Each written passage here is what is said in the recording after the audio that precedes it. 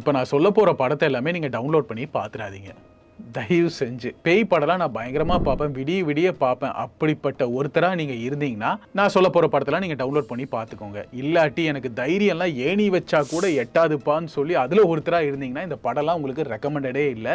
அப்படிப்பட்ட தடை செய்யப்பட்ட ஹாரர் மூவிஸ் தான் இன்னைக்கு நம்ம பார்க்க போகிறோம். ஃபர்ஸ்ட் மூவி 2012 ரிலீஸ் ஆன த உமன் இன் பிளாக், கருப்பு பெண்மணி. இந்த படம் பார்த்தீங்கன்னா செம்ம திகிலான ஒரு படம்னு நம்ம சொல்லலாம். ஸ்டார்டிங்லேருந்து எண்டு வரைக்கும் பரபரப்பு ஒரு பக்கம் நம்ம தனியாக எடுத்து வச்சுக்கிட்டா கூட இதில் இருக்க ஹாரர் சீன்ஸ் பார்த்தீங்கன்னா ரொம்பவே நம்மளே டிஸ்டர்ப் பண்ணிடும். இந்த படத்தோட தாக்கம் உங்களுக்கு 2-3 நாளாக தான் இருக்கும். அப்படிப்பட்ட ஒரு படம் தான் த உமன் இன் பிளாக். இந்த படத்தோட ஹீரோ பேர் கிப்ஸுங்க.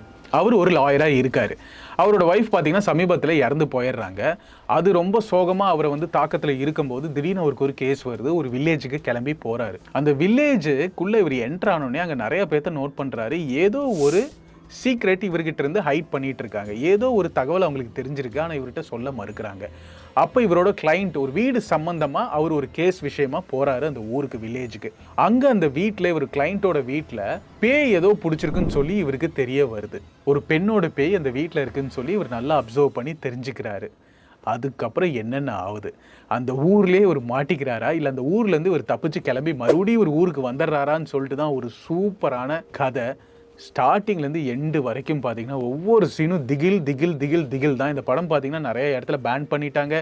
எந்த ஒரு வெப்சைட்லையும் இந்த படம் இல்லைங்க. நீங்கள் தேடி பார்த்தா கூட எந்த ஒரு வெப்சைட்லையும் இந்த படம் இருக்காது. வேணா உங்களுக்கு ஏதாவது பெரிய வெப்சைட்ஸ் தெரிஞ்சிருக்கலாம், அதில் வேணால் நீங்கள் ட்ரை பண்ணி பாருங்கள். டவுன்லோட் பண்ணி பார்த்துடாதீங்க. நான் முதல்ல சொன்ன மாதிரி பயம் இல்லைன்னா பாருங்கள், பயம் இருந்தால் சாமி பாத்துறாதீங்க. 2010 வந்த டெவில்னு ஒரு படம். இந்த படம் அமேசான் பிரைம் OTT பிளாட்ஃபார்ம்ல இருக்கு. ஃப்ரீயாலாம் இல்லைங்க, ரெண்டுக்கு தான் இருக்கு. இந்த படமும் பார்த்தீங்கன்னா நிறைய இடத்துல தடை செய்யப்பட்டுள்ளது.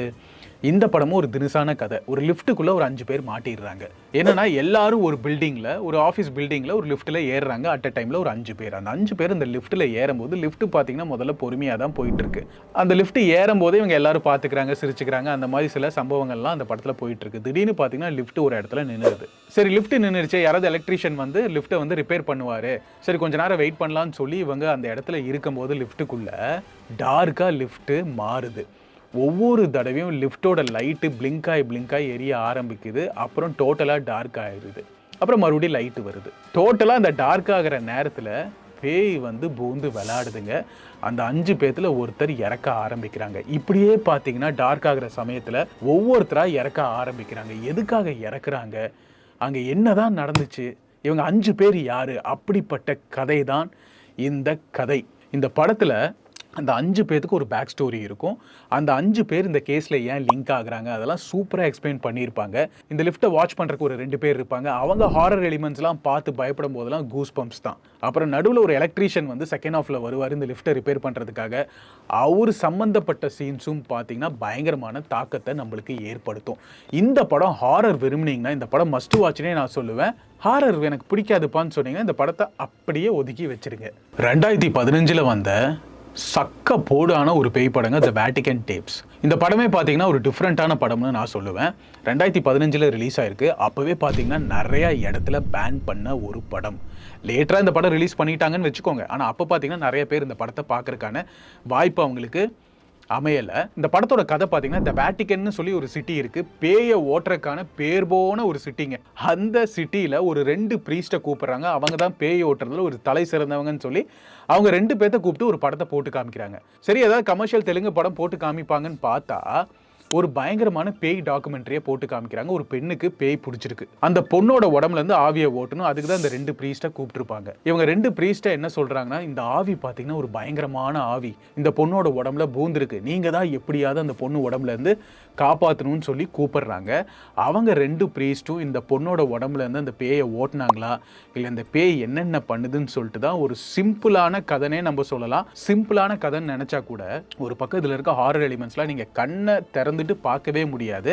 பயங்கர கொடூரமான ஹாரர் எலிமெண்ட்ஸ்லாம் இந்த படத்தில் இருக்குது. இந்த படம் வந்து நான் மஸ்ட் வாட்ச்னே சொல்ல மாட்டேன். நீங்கள் விருப்பம் இருந்தால் பாருங்கள், இல்லாட்டி அவாய்ட் பண்ணிட்டு போயிருங்க. இந்த படம் அமேசான் பிரைமில் இருக்குங்க. முதல்ல நிறைய OTT பிளாட்ஃபார்மில் இந்த படம் இல்லை, எந்த வெப்சைட்லேயும் இல்லை. ஏன்னா இந்த மாதிரி பேய் படம்லாம் நிறைய இடத்துல பேன் பண்ணிட்டாங்க. சில படம் மட்டும்தாங்க கவர்மெண்ட் அலோவ் பண்ணும். ஒரு லெவலுக்கு மேலே போச்சுன்னா கவர்மெண்ட்டே அதை பேன் பண்ணிடுறாங்க. அந்த கேட்டகரியில் தான் இந்த படம் த வேட்டிகன் டேப்ஸ். முடிஞ்சா பாருங்க, இல்லாட்டி அவாய்ட் பண்ணிருங்க. 2010ல வந்து ஐ ஸ்பிளிட் ஆன் யுவர் கிரேவ். இந்த படம் திட்டத்தட்ட பேய் படம்னு நம்ம சொல்ல முடியாது, பேய் படம் மாதிரி தான். அப்படி ஒரு கொடூர டார்ச்சரான படம். இந்த படம் பார்த்தீங்கன்னா பேன் பண்ணிட்டாங்க.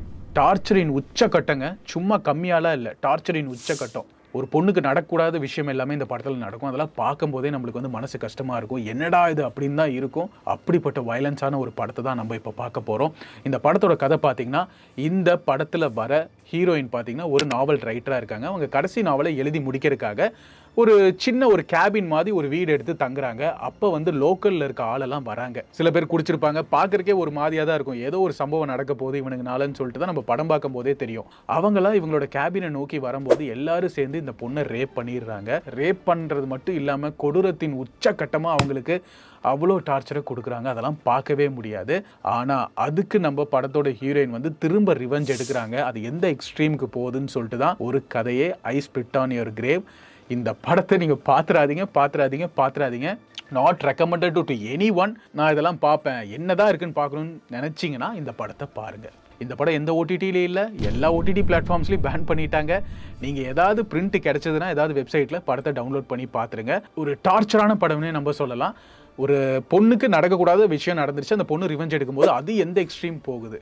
அந்த பொண்ணு போகிற ரிவெஞ்ச் சீன்ஸ்லாம் சான்ஸே இருக்காதுங்க. அந்த அளவுக்கு எக்ஸ்ட்ரீம் ரிவெஞ்ச் அந்த பொண்ணும் திரும்ப இவங்க மேலே எடுக்கும்.